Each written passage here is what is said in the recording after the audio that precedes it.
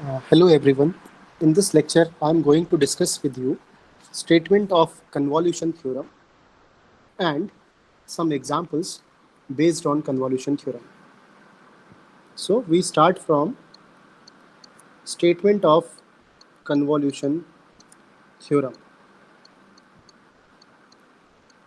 Suppose we have two functions fs and gs whose individual inverse is known. It means Laplace inverse fs equals to ft and Laplace inverse gs equals to gt, then Laplace inverse fs into gs is denoted by 0 to t fu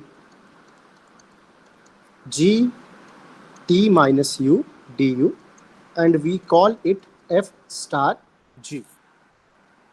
It means if we know individual Laplace transform of fs and gs, and our objective is to find out Laplace inverse of fs into gs, in that case we can use this integration, that is integration from 0 to t fu gt minus u du.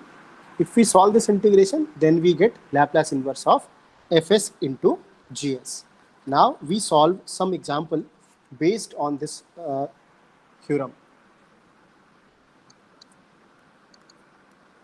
Example number 1. Find out Laplace inverse of 1 upon s square plus a square using convolution theorem. Using convolution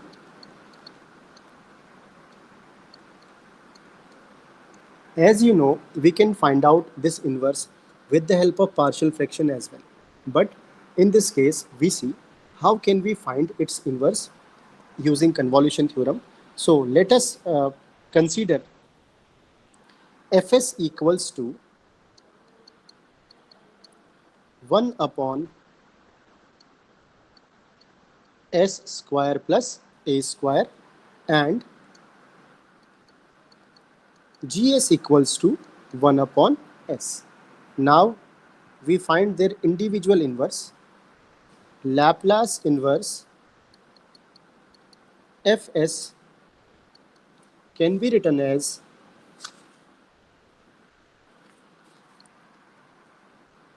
Laplace inverse 1 upon s square plus a square.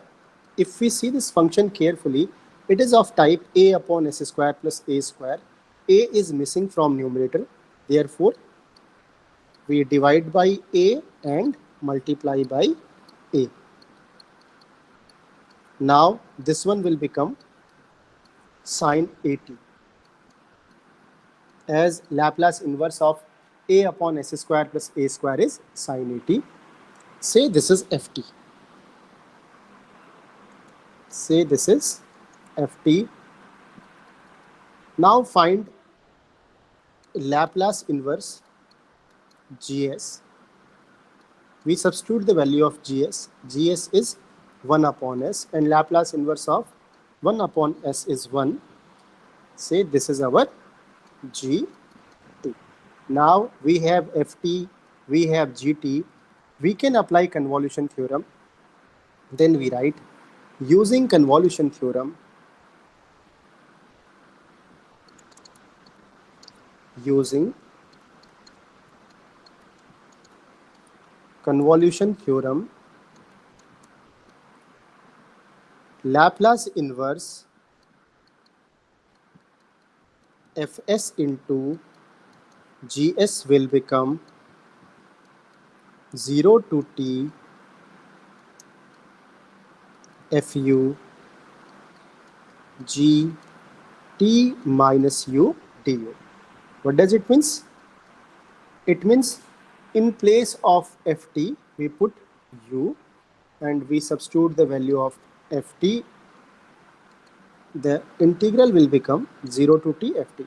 Since ft is 1 upon a sine at, fu will become 1 upon a sine au. gt is constant, therefore gt minus u will also be a constant d of u.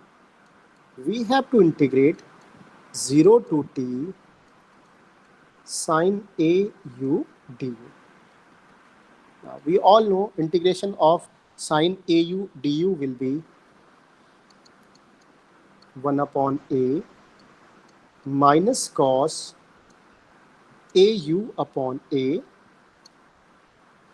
from 0 to t, and if we substitute the limit, we get 1 upon a square. 1a is already present, 1a is there, therefore we club these two terms, it will become 1 upon a square, and if we substitute the limit, we get 1 minus cos at.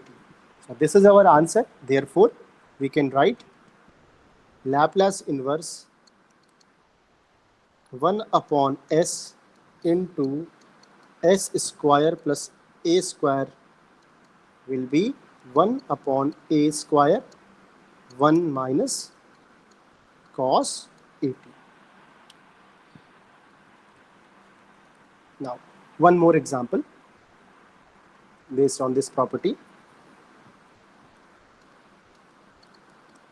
Find out Laplace inverse 1 upon s square into s square plus 1. Let us consider fs equals to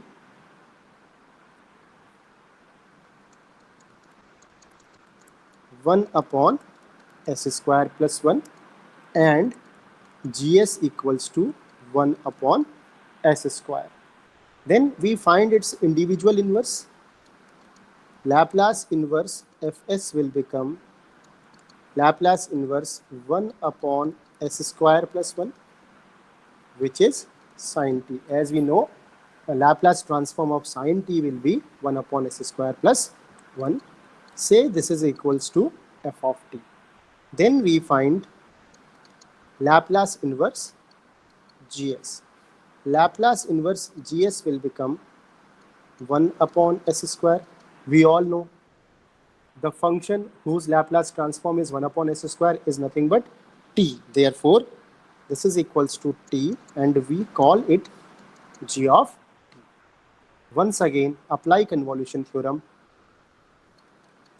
Apply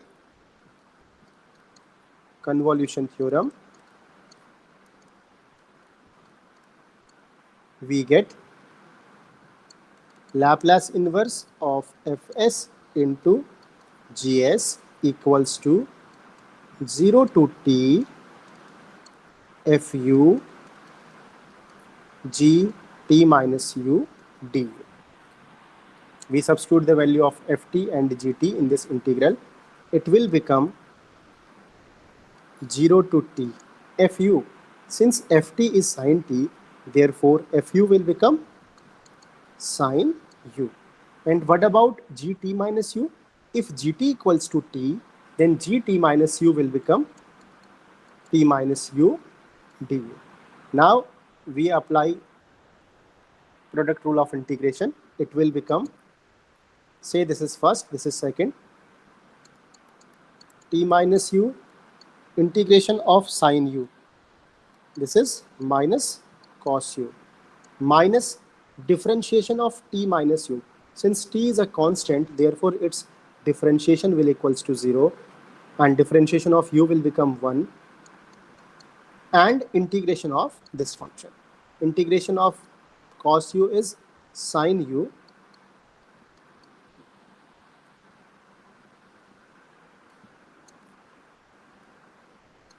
limit from 0 to t. If we apply the limit, see carefully, upper limit is t, therefore in place of u, we put t, this one will become 0 and this one will become, this minus minus is plus, minus sine t. And if we substitute lower limit, then in place of u if we put 0, this one will become minus times t cos 0 will become 1, and lower limit will become sine 0 is 0. Therefore, we get t minus sine t. This is our answer. We can write Laplace inverse 1 upon s square into s square plus 1 equals to t minus sine t. Therefore, we can use convolution theorem to find out inverse of the function if functions are given in the form fs into gs. Last example.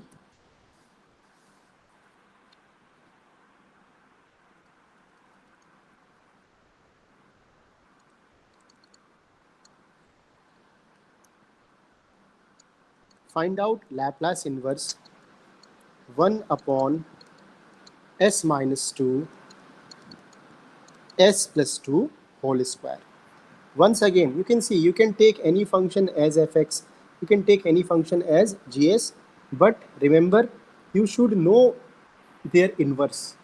Let us consider fs equals to 1 upon s plus 2 whole square, or 1 upon s minus 2 we can also take. Let us consider fs equals to 1 upon s minus 2. Then Laplace inverse of 1 upon s minus 2 will become e to the power 2t. As we know, Laplace transform of e to the power 2t is 1 upon s minus 2. Say this is equals to f of t. Then gs will be 1 upon s plus 2 whole square, and Laplace inverse 1 upon s plus 2 whole square will become, in this case if you see this function carefully, s is shifted by minus 2. Therefore, this particular function, in this particular function we can think that t is involved, shifting is involved. Therefore, the transform of this function will become, inverse transform will be e to the power minus 2t into t. This is our gt. Now, if we find out inverse using convolution, then we can write using convolution,